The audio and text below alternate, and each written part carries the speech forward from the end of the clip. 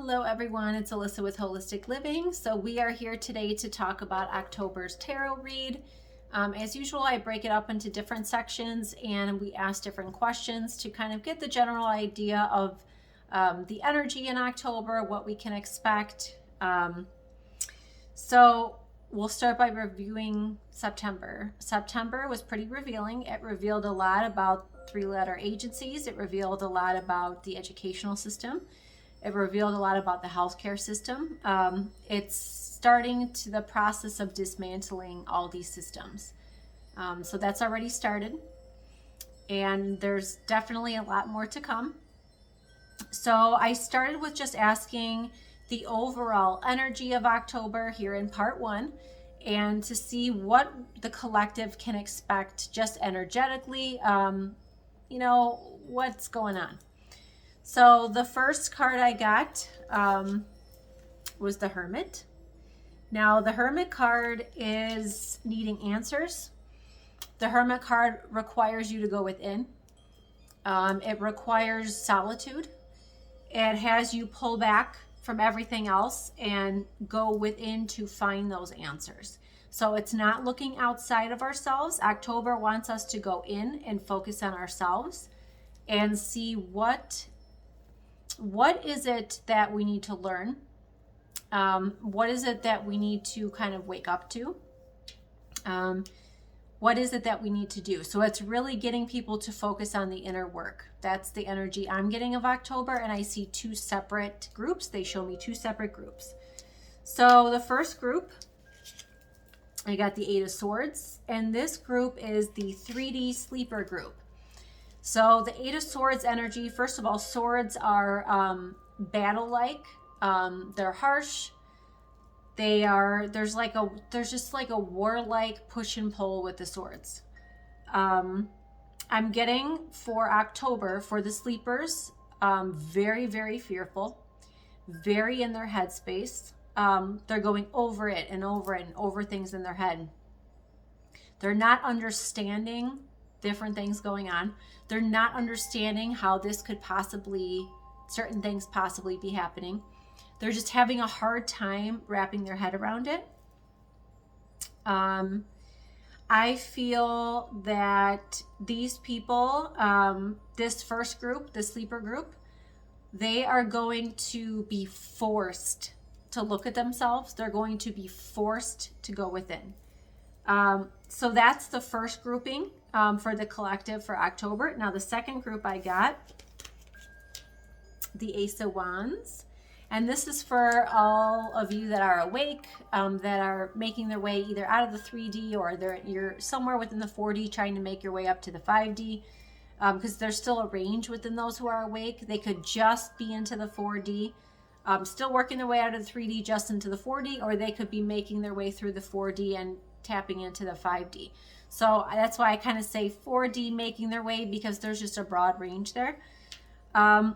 So the Ace of Wands wants you to connect with your passion. The Ace of Wands is igniting that inner spark, the inner passion in your soul. And it's wanting you to connect with what it is you love, because again, we have to connect to our mission here, all of our individual missions. So this is asking us, and forcing us to look at ourselves again, go within, because we have that Hermit card as the underlying energy for October. So a lot of people are going to be like I said, this is a very individualized time. A lot of people are going to be pulling back, just kind of keeping more to themselves while they figure out what's going on, what they need to do for them. A lot of people are going to be making changes. That also has to do with the Hermit. It's going within and seeing what you need to change and what needs to be different.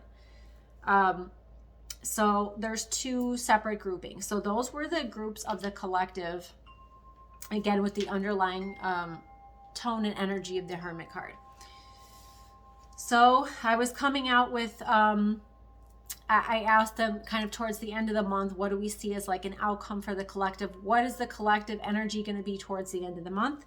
So I got two separate cards. The first one was the Nine of Swords. So we got a lot of swords in this question. Which again is the battle-like, warlike, tugging energy. So the Nine of Swords is so anxious, so fearful, so stressed that they can hardly stand it. They can't sleep, they can't function.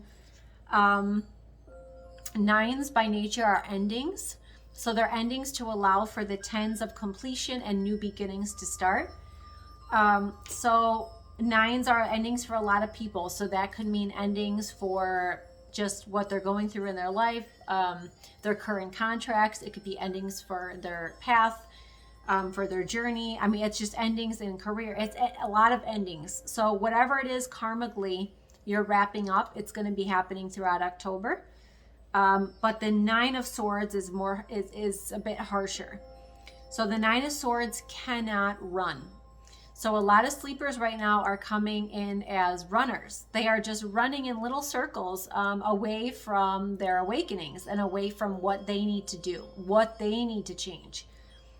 The Nine of Swords cannot run. They can't. The universe places them and sits them down and says, you know what? No more. This is what you need to do. And it's usually done in a bit of a harsher way, because they've had enough time while they were busy being the runner to recognize us and sit down and focus on themselves, and they didn't. They chose not to.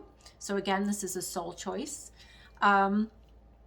So those types will not be able to run anymore, which means tower moment after tower moment after tower moment. So I feel a part of the collective is going to have a harder time in October, because they're not waking up, they're not ascending, they're not tapping into the intuitiveness. Intuition is so important right now. Those who are blocked, who have blocked themselves or closed themselves off to intuition, are going to have the hardest time. So they're going to have their tower moments. Those who are not in their power are going to have the tower moments. They are going to be forced. So tower moments are moments where we kind of are, it's harsh. Either we lose someone close to us, something happens to us directly that's harsh.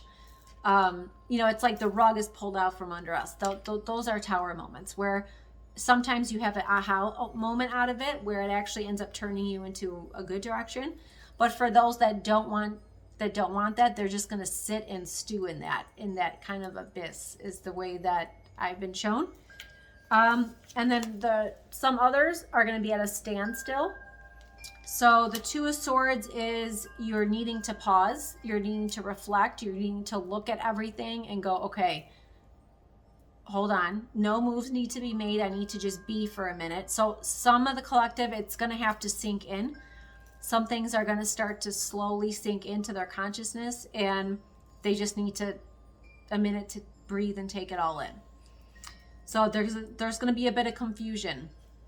Now, overall, I was getting towards the end of the month, the major healings are going to be needed and starting for the collective and individuals. So that's going to be something we're going to be looking into and having to focus on throughout the fall. So that was the first part, and stay tuned for part 2.